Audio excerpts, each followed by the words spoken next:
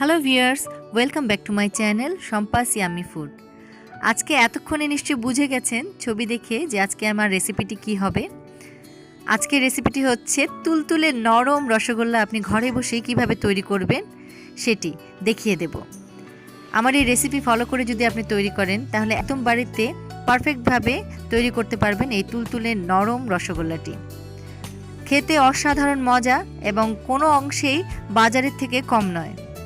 আশা রাখি রেসিপিটি আপনাদের ভালো লাগবে, আর ভালো লাগলে অবশ্যই লাইক কমেন্ট শেয়ার করবেন, আর সাবস্ক্রাইব না করে থাকলে অবশ্যই সাবস্ক্রাইব করবেন। চলুন দেখে নেওয়া যাক কিভাবে আমি তৈরি করেছি এই নরম তুলতুলে রসগোল্লা। প্রথমেই আমি 1 লিটার দুধ নিয়ে নিয়েছি। অবশ্যই চেষ্টা করবেন ফুল ফ্যাট ক্রিম দুধ নিতে, এতে করে আপনার রসগোল্লাটি একদম পারফেক্ট হবে এবং খেতে অসম্ভব মজার হবে। তো আমি 1 লিটার দুধ নিয়ে নিয়েছি, এটি গরম করতে দিয়েছি। সেই সাথে আমি একটি কাপে করে 2 টেবিল চামচ পরিমাণে ভিনেগার নিয়ে নিচ্ছি এবং সেই ভিনেগারের সাথে আমি এখানে অ্যাড করে দেব 2 টেবিল চামচ পরিমাণে নর্মাল পানি। খুব ভালোভাবে মিশিয়ে আমি একটি সাইডে রেখে দেব। দুটি বলক উঠে গেছে আমার, দেখুন। শুধুমাত্র একটি বলকেই আমি ফ্লেমটি চুলার বন্ধ করে দেব এবং 2 থেকে 3 মিনিটের মতো ফ্লেম বন্ধ করে দুধটিকে নাড়তে থাকব। অবশ্যই এই কাজটি করবেন। একটি পারফেক্ট ছানা তৈরি করতে হলে অবশ্যই এই কাজটি করতে হবে এবং পারফেক্ট ছানা যদি হয় তবেই আপনার মিষ্টিটি পারফেক্টভাবে রেডি হয়ে যাবে। তো ছানার উপরে ডিপেন্ড করে মিষ্টি আপনি কিভাবে তৈরি করবেন।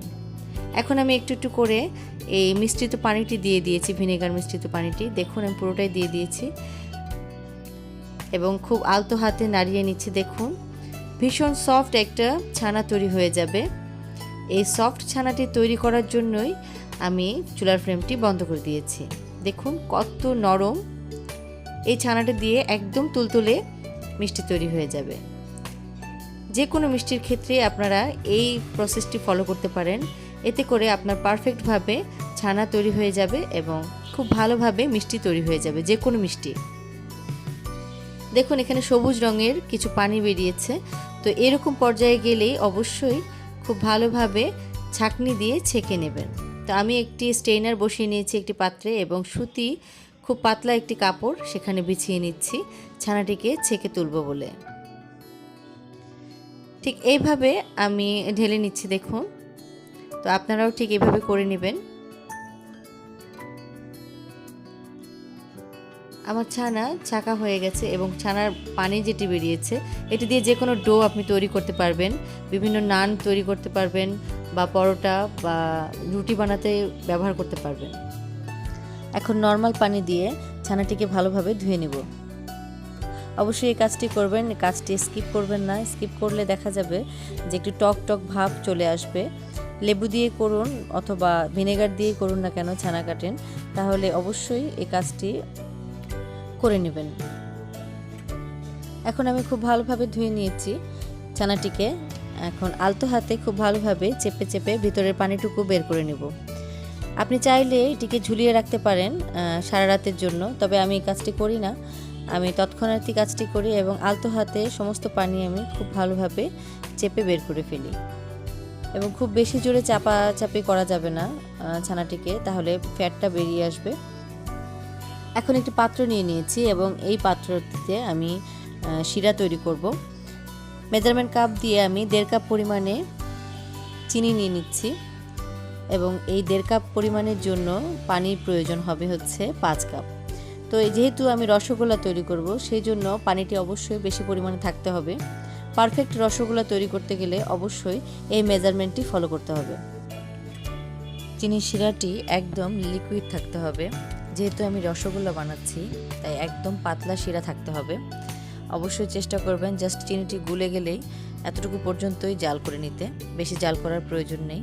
এখানে আমি 2টি এলাচ ফাটিয়ে জাস্ট জাল করে নেব এবং ঢাকা দিয়ে রেখে দেব। জাস্ট ফুটিয়ে নিলেই হবে। এরপর আমি নিয়ে নিচ্ছি ছানাগুলোকে। দেখুন ছানাগুলো খুব পারফেক্টভাবে আমার তৈরি হয়ে গেছে। এখন এটাকে হাত দিয়ে ভেঙে নেব। এবং খুব ভালোভাবে মথে নেওয়ার চেষ্টা করব। খুব বেশি সময় ধরে মথে নিতে হবে না, জাস্ট 5টা মিনিট আপনাকে জাস্ট টেকনিক ফলো করে এটিকে মথে নিতে হবে, একদম স্মুথ করে নিতে হবে, তবে আপনার মিষ্টিটি একদম পারফেক্ট হবে। দেখুন আমি কিভাবে করছি। অবশ্যই হাতের তালুতে দিয়ে একটু আলতো প্রেসার দিয়ে এটিকে করে নিতে হবে। দেখুন ঠিক এইভাবে করে নিতে হবে। ঠিক এইভাবে আপনি শুধুমাত্র 5 মিনিট করলেই হবে, দেখবেন ছানাটি একদম স্মুথ হয়ে গেছে, আর বেশি কিছু করতে হবে না। চেষ্টা করবেন অতিরিক্ত প্রেসার যেন না দিয়ে ডলা হয়, খুব আলতো হাতে ডলতে হবে। আমার মোটামুটি ছানাটি রেডি হয়ে গেছে, স্মুথ হয়ে গেছে অনেক বেশি। তো এখন এই ছানাটিকে আরও তুলতুলে করার জন্য আমি এখানে অ্যাড করব 1 চা চামচ পরিমাণে ময়দা। দেখুন পারফেক্ট ছানা যদি আপনার তৈরি হয়, অবশ্যই হাতের মধ্যে এরকম তেল ভাসবে, আপনাকে হাতে তেল নিতে হবে না, অটোমেটিক হাতে তেল ভাসবে যদি পারফেক্টভাবে ছানাটি তৈরি হয়ে যায়। তো এখানে আমি 1 চা চামচ পরিমাণে ময়দা দিয়ে নিয়েছি এবং ছানাটির সাথে খুব ভালোভাবে মেখে নিচ্ছি। খুব ভালোভাবে মেখে নিলে ছানাটি একদম মিষ্টি তৈরির জন্য রেডি হয়ে যাবে। এখন মিষ্টি তৈরি করার জন্য আমি এটিকে লম্বালম্বিভাবে হাতে বেলে নিচ্ছি। এখন একটি ছুরির সাহায্যে আমি এটিকে সমানভাবে কেটে নেব, যেন প্রত্যেকটি রসগোল্লা আমার সমান হয়, সেজন্য এভাবে কেটে নেব। আপনারা চাইলে হাত দিয়ে ভেঙে নিতে পারেন। তো 2 হাতের তালুর মধ্যে আলতো প্রেসারে আমি একটি একটি করে মিষ্টি তৈরি করে ফেলব। দেখুন কতটা স্মুথ হয়েছে। ঠিক এইভাবে আমি প্রত্যেকটি মিষ্টি তৈরি করে ফেলব। আপনাদের বোঝার তাগিদে আমি আরও একবার দেখিয়ে দিচ্ছি। ঠিক একইভাবে আমি আরও একটি ছানা নিয়ে নিয়েছি, ছানার টুকরো, এবং আলতো হাতে দেখুন তৈরি করে ফেলেছি মিষ্টি। খুবই চমৎকার হয়েছে। দেখুন মিষ্টির আকৃতিটা দিয়ে নেবেন ঠিক এইভাবে।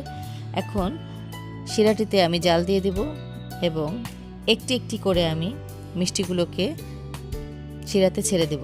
একসাথে দেওয়ার চেষ্টা করবেন না, এতে করে ছড়িয়ে যেতে পারে, অথবা একসাথে দিলে শিরার টেম্পারেচার একদম কমে যেতে পারে।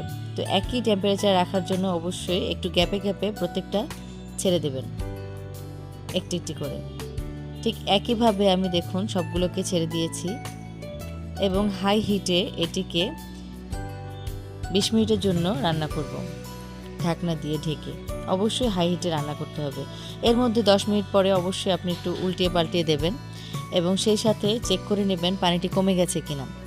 পাশে আবারও আপনি গরম পানি সেদ্ধ করতে দেবেন। যখনই দেখবেন শিরাটি কমে গেছে, এবং সেই সময় আপনি অবশ্যই গরম পানি দিয়ে আবারও শিরাটিকে ব্যালেন্স করে ফেলবেন। পানিটি দিয়ে খুব আলতো হাতে একটু নাড়িয়ে নিয়ে আবারও ঢাকনা দিয়ে হাই ফ্লেমে রান্না করবেন। অবশ্যই টোটাল সময় 20 থেকে 25 মিনিটের বেশি করতে হবে না। 20 থেকে 25 মিনিটের মধ্যেই আপনার ছানা এই রসগোল্লাটি তৈরি হয়ে যাবে।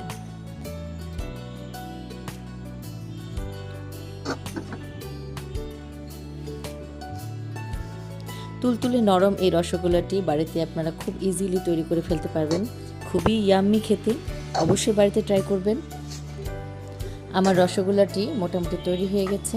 দেখুন কত সুন্দরভাবে ফুলে উঠেছে এবং কত সুন্দর লাগছে দেখতে।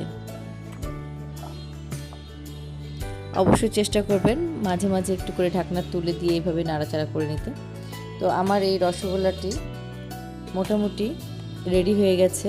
তো মিষ্টিতে সম্পূর্ণ শিরা ঠিকভাবে প্রবেশ করেছে কিনা সেটিকে চেক করার কিছু কায়দা রয়েছে। তো আমি এখানে একটি কায়দা দেখিয়ে দেব।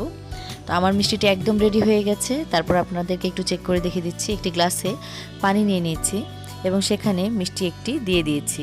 দেখবেন মিষ্টিটি যদি ভেসে থাকে তাহলে মিষ্টিতে সম্পূর্ণভাবে শিরা প্রবেশ করেনি। তো আমার এই মিষ্টিটি দেখুন খুব ভালোভাবে একদম পানিতে ডুবে গেছে, তার মানে পারফেক্টভাবে মিষ্টিটি আমার কুক। ঠিক এইভাবে আমি শিরাতে রেখে দেব 2 থেকে 3 ঘন্টার মতো। একদম পারফেক্টভাবে মিষ্টিটি তৈরি হয়ে গেছে। দেখুন তুলতুলে নরম এই রেসিপিটি আপনার খুব ভালো লাগবে, বাড়িতে ট্রাই করবেন। একদম পারফেক্ট দোকানের মতো এই মিষ্টিগুলোকে আপনি বাড়িতে বানিয়ে ফেলতে পারবেন।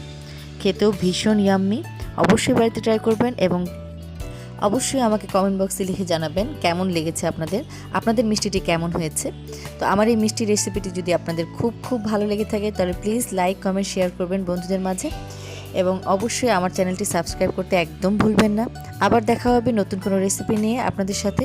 সেই সামনে ঈদ, আপনারা অবশ্যই ট্রাই করতে পারেন এই রেসিপিটি। আশা রাখি আপনাদের অনেক বেশি ভালো লাগবে এবং বাড়িতে অতিথিদেরও অনেক বেশি মজা লাগবে খেতে। তো আপনাদের সকলকেই জানাচ্ছি ঈদ মোবারক। আপনারা সকলে আনন্দে থাকুন, অনেক ভালো থাকুন, সুস্থ থাকুন। আপনাদের সকলকে অসংখ্য ধন্যবাদ।